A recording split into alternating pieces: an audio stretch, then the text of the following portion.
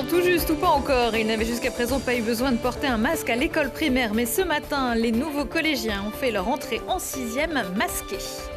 À l'école maternelle, seuls les enseignants et personnels administratifs doivent porter le masque. Objectif, ne pas effrayer les bouts de chou, exemple ce matin à l'école des Fresnes à Grenoble.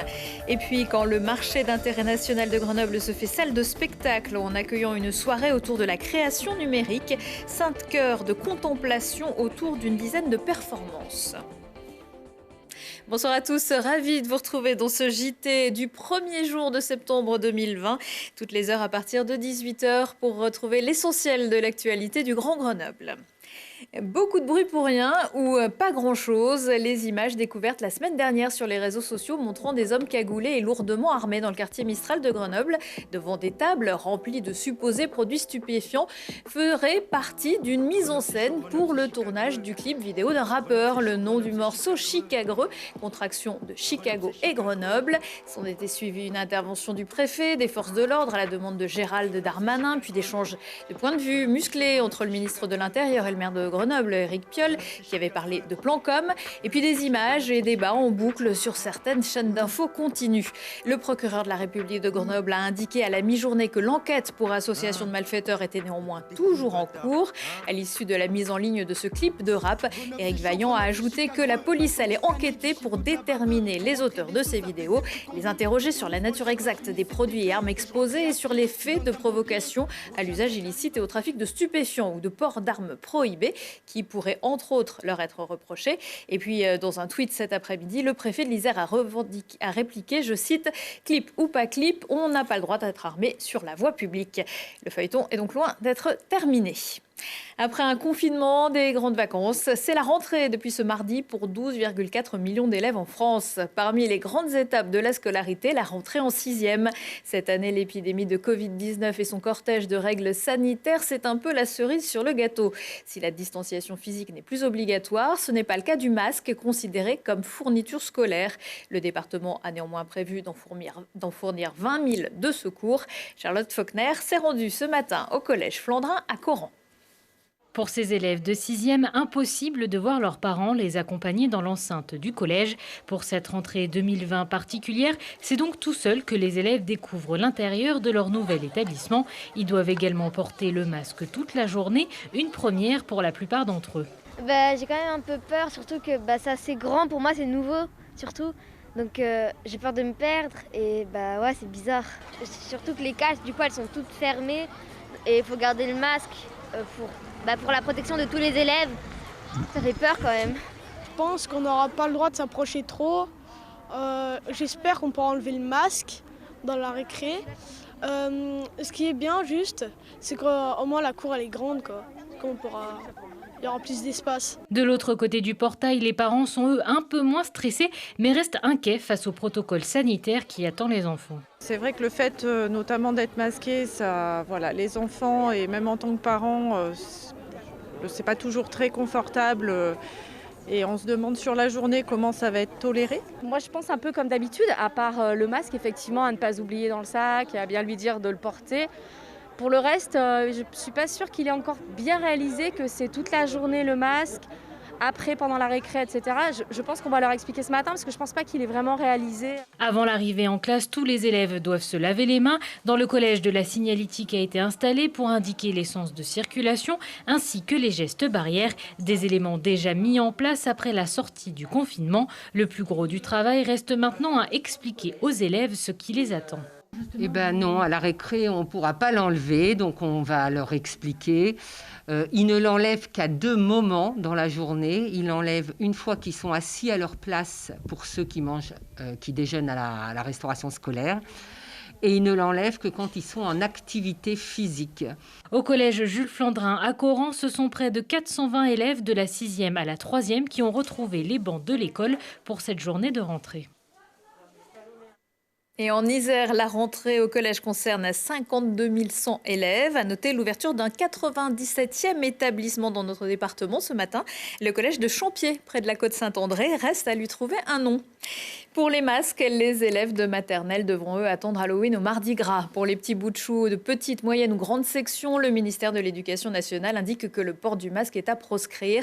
Il est en revanche obligatoire pour les enseignants et personnels. Pas toujours simple pour rassurer et créer le contact. Lilian Veillier. Au Fresnes, comme ailleurs, c'est l'heure de la rentrée pour les 13 000 élèves grenoblois. Mais cette année, contrairement à la reprise de mai dernier, le protocole sanitaire est assoupli. Pour la rentrée, il n'y a plus de protocole ni de distance pour les élèves, ni du coup de nombre d'enfants par classe. Donc ils peuvent reprendre normalement, on va dire. Ça permet finalement pour les enfants d'avoir un cadre qui est pour eux le plus proche possible de ce qu'ils ont connu les autres années. Tous les enfants ont accès aux mêmes objets et ne portent pas de masque avant 11 ans, ce qui peut être dangereux pour la transmission du coronavirus. Mais cela facilite les apprentissages et évite les décrochages. À l'école maternelle, évidemment, ce qui est fondamental, c'est le langage. Et donc là-dessus, on va développer encore davantage les outils. Le port du masque chez les adultes peut alors poser problème. On ne peut pas montrer et accentuer la prononciation, mais les profs font preuve d'inventivité. Ce matin, une enseignante expliquait qu'elle allait se filmer et projeter, par exemple pour les dictées. L'utilisation du numérique et des masques transparents est donc vouée à évoluer pour faciliter l'éducation. Et le protocole sanitaire pour les petits ne devrait pas trop changer pour éviter de nouvelles inégalités scolaires. Je crois que c'est quelque chose avec lequel nous devons vivre et ne pas perdre le sens de notre mission, parce que l'école, au-delà de ces histoires de crise sanitaire, c'est indispensable et ça serait encore pire si l'école ne fonctionnait pas. Au total, en Isère, ce sont plus de 130 000 élèves qui font leur rentrée dans le premier degré. Et quel que soit le niveau, les parents d'élèves s'engagent à ne pas envoyer un enfant en classe en cas de fièvre 38 degrés ou plus. Depuis lundi et dans les prochaines semaines, 55 000 étudiants de l'UGA vont faire leur rentrée sur les campus de Grenoble ou Valence. Cette année, pour la première fois, un site internet dédié à la rentrée universitaire a été mis en place. Et des brigades mobiles d'information se baladent également sur le campus. Mais le lieu incontournable pour tout nouvel étudiant arrivant à Grenoble, c'est l'e-Campus Welcome Center, installé au cœur du campus de Saint-Martin. Du lundi au vendredi de 9h à 17h, on y trouve des réponses pour les étudiants. Ils sont accueillis, aiguillés vers les bons interlocuteurs en fonction de leurs besoins ou questions. Ils y sont aussi accompagnés dans leur démarche d'installation. Oui, donc moi je suis chargée d'accueil et accompagnement. Donc moi ce que je vais faire c'est accueillir les nouveaux étudiants, surtout les LIN qui veulent s'orienter dans le campus. Donc je vais les orienter dans un amphi, je vais les orienter par rapport à des démarches administratives. Et puis après, et du coup aussi je vais être là pour les nouveaux, les Erasmus ou tous les publics étudiants qui est là, qui va venir ici. Ça va être un peu, pas compliqué, mais un peu bizarre, le fait qu'on soit tous avec des masques. Je ne sais pas comment ça va s'organiser dans les salles, dans les amphis. Et j'appréhende pas forcément, je suis plutôt contente à l'idée de rentrer à l'université. Mais je suis juste curieuse à l'idée de voir comment ça va s'organiser. À part que j'ai un peu peur de me perdre dans le campus et pour les masques, quand on porte des lunettes et tout, c'est un peu relou. Mais sinon ça va, je suis pas trop du genre stressée en général, donc ça va. Publié mi-août, le dernier classement de Shanghai a placé l'UGA dans le top 5 des meilleures universités françaises et dans les 100 meilleures universités mondiales.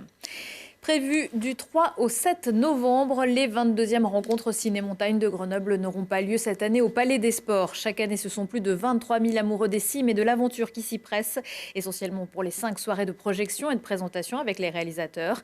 Mais dans ce contexte de Covid-19, impossible de faire respecter les gestes barrières. Les films seront néanmoins visibles puisque chaque soir, ce sont une vingtaine de salles de cinéma dans l'agglomération grenobloise qui prendront le relais pour projeter les films simultanément. Au moins 2000 billets par soir seront disponibles. C'est aussi une période compliquée pour le spectacle vivant, quelle que soit la discipline. Il y a quelques mois, l'édition 2020 du Festival des Arts Numériques avait dû être annulée, mais l'association Arcan a voulu proposer un autre rendez-vous dans un lieu atypique, le marché d'intérêt national de Grenoble et ses 8000 mètres carrés. Lilian Veillier. Et si on se laissait emporter dans un voyage musical, dans une expérience visuelle où le temps passe sans qu'on s'en aperçoive? C'était assez féerique, assez captivant, une très jolie danse et finalement on n'a pas vu le moment passer. Bienvenue à la soirée Négocium au marché d'intérêt national de Grenoble. Avec un espace de 8000 m² et des courbes si singulières, l'acoustique se révèle parfaite pour la dizaine d'œuvres artistiques présentées pendant la soirée. On est sur un temps de 5 heures de programmation artistique numérique avec des formes très variées. On a une œuvre plastique derrière nous monumentale, il y a de la danse, il y a de la musique, de la vidéo et tout ça qui se mélange évidemment. C'est tout l'intérêt, on va dire, de la création numérique. Ce portail temporel, par exemple, de Johan Ginner symbolise la théorie du multi-univers où l'espace-temps pourrait être plié, mais on pouvait aussi assister à des spectacles musicaux comme Low Reality ou Rackham pour s'évader un peu. Je suis venue voir de l'art numérique, du rêve, etc., du spectacle vivant, enfin des initiatives un peu qui se font dans un contexte où tout est un peu figé. Du coup, voilà, ça fait du bien de venir et voir des spectacles et voir de la vie, voir de la création. Une autre représentation a marqué le public avec Rachel Martin et Aurélien Conil qui exploraient la prise de risque et la peur du vide. C'était espace tensible, c'était un spectacle de cirque. Un peu acrobatique de cirque avec une danseuse qui était accrochée et qui tournait autour comme une horloge un peu. Une belle musique en live là avec le musicien qui faisait tout au violon avec les synthés, les boîtes à rythme, etc. En même temps là c'était assez immersif, c'était vraiment sympa, ouais. Cet événement organisé par la ville de Grenoble et l'association Arcane clôture les festivités culturelles estivales en attendant les prochaines programmations. Autre événement culturel qui devrait valoir le détour, le musée électronique festival les 25 et 26 septembre dans les jardins du musée dauphinois. Une deuxième édition qui réunira Joris Delacroix, Cosme, Lewis Hoffman, Marina Trench, NTO et Cuxac. Prochain rendez-vous avec l'actu dans 1 heure et en replay sur télégrenoble.net. Excellente soirée à tous.